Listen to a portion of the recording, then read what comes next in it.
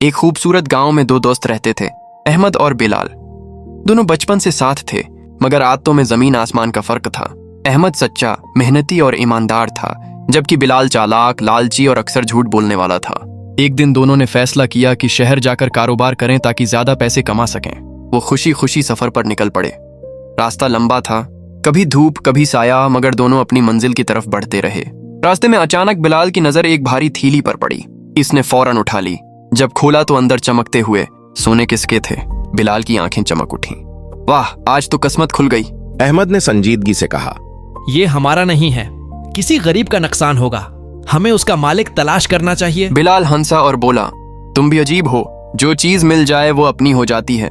अहमद का दिल मुतमईन न था, मगर दोस्ती की वजह से खामोश हो गया। कुछ देर बाद वो एक दरख्त के नीचे आराम कर रहे थे कि एक बूढ़ा आदमी घबराया हुआ आया। उसकी आंखों में आंसू थे। वो बोला, बेटो मेरी मदद करो, मेरी सोने की थैली कहीं गिर गई है, वो मेरी सारी जिंदगी की कमाई थी। अहमद फौरन समझ गया कि ये उसी की थैली है। उसने बिलाल को आहिस्ता से कहा, देखो ये उसी का माल है, वापस कर दो।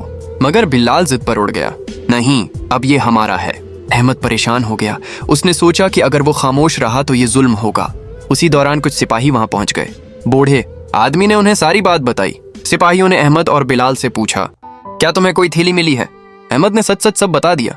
बिलाल ने फौरन झूठ बोला, नहीं, हमें कुछ नहीं मिला। सिपाहियों ने तलाशी ली तो थैली बिलाल के पास से बरामद हो गई। अब बिलाल के पास कोई जवाब न था।